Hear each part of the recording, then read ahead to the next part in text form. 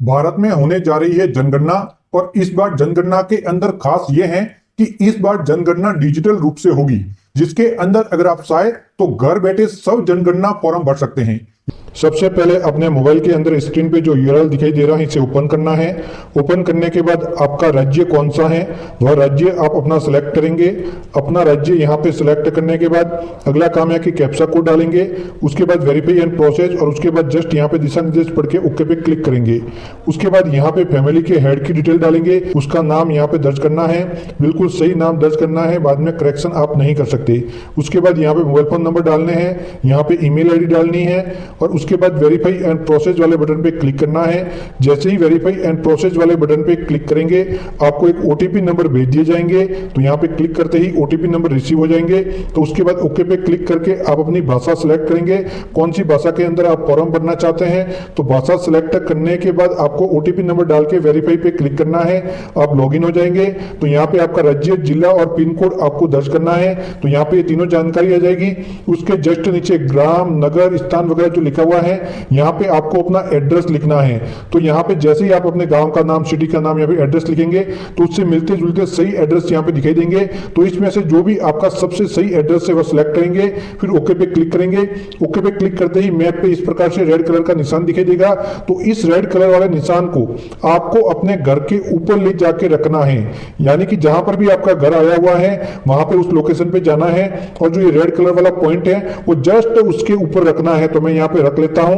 तो यहाँ पे जैसे ही आप जूम करेंगे तो आप वहां पे पहुंचते रहेंगे और वहां पे जो कि आपने एड्रेस दिया, अपने गांव का नाम दिया, तो पूरे गांव का मैप दिखाई देगा और वहां से आप अपना घर ढूंढेंगे और वहां पे इसको मैप कर लेंगे।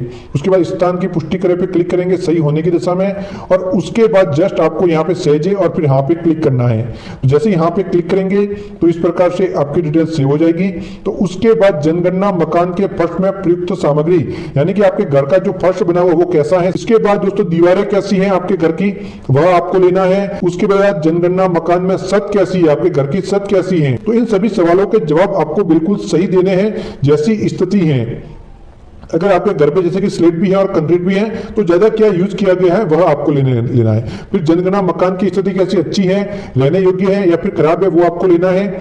और उसके बाद सहेजे और आगे बढ़े पे क्लिक करना है, यहाँ पे क्लिक करना है। आप यहाँ पे अगले स्टेप में पहुंच जाएंगे। यहाँ पे आपको परिवार के कितने सदस्य हैं उनकी संख्या लिखनी है। फिर परिवार के मुखिया का नाम आ जाएगा इंग्लिश में, तो जो भी आपने भाषा ली है उस भाषा के अंदर आपको यहाँ पे अपने परिवार के मुखिया का नाम लिखना है। तो यहाँ पे उसी भाषा के अंदर लिखेंगे। फिर परिवार के मुखिया का लिंग लेंगे। उसके बाद उसकी जाति यानी कि कैटेगरी, अनुसूचित जाति जनजाति से है तो वो ले लेना है, नहीं है तो अन्य ले लेना है। उसके बाद इस मकान के स्वामित्व की स्थिति, मकान अपना खुद का है, किराए का है परंतु अन्य पर अपना है, यानी कि जो रह रहे वो तो किराए का है लेकिन अन्य जगह पे कोई अपना है तो वो ले सकते, किराए का है या फिर अन्य है। रहने योग्य कमरे कितने हैं आपके मकान के अंदर, कुल कमरे जो कि रहने योग्य हो, दूसरों कमरों को ऐड नहीं करना, जो रहने योग्य कमरे हैं उन्हीं की संख्या लिखनी है। कुल कितने दंपति आपके घर के अंदर रहते हैं वो लेके सेजे पे क्लिक करके आगे बढ़े पे क्लिक करना है। अब आपको पेयजल स्रोत यानी कि जो पीने का पानी है वो कहां से आता है वो लेना है। पेयजल स्रोत घर के अंदर पानी आता है कि कहीं नजदीक से लाते हैं या फिर दूर से लाते हैं वह लेना है।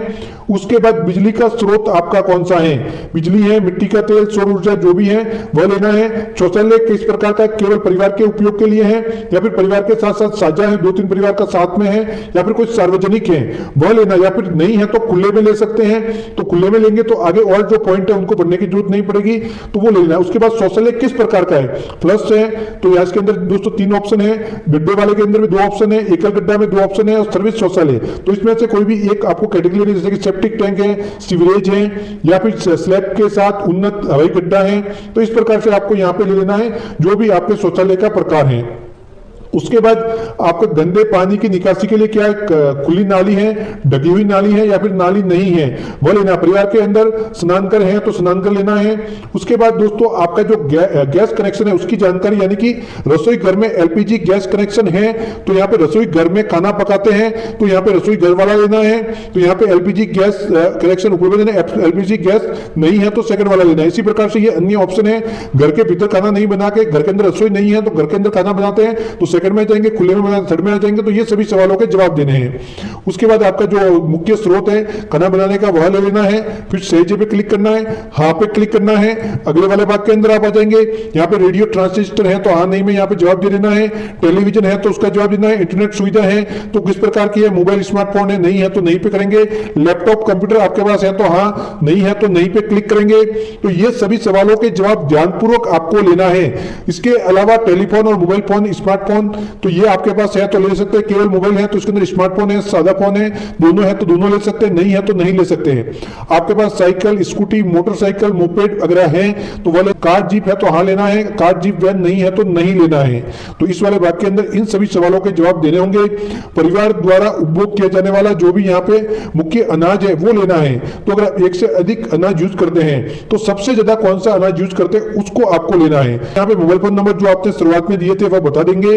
उसके बाद दोस्तों यहाँ पे सहजे और आगे बढ़े पे आपको जस्ट क्लिक करना है, फिर ओके पे क्लिक करेंगे। अंतिम वाले भाग के अंदर आपने जो भी गणना फॉर्म भरा है तो उसकी जानकारी दिखाई देगी, पूरी की पूरी जांच करेंगे कि आपके द्वारा भरी गई जानकारी पूरी सही है या फिर नहीं, कमी है तो वापस बैक जाके आप सही कर सकते हैं। बिल्कुल जानकारी सही है तो उस मामलों में आपको फाइनल सबमिट करना है।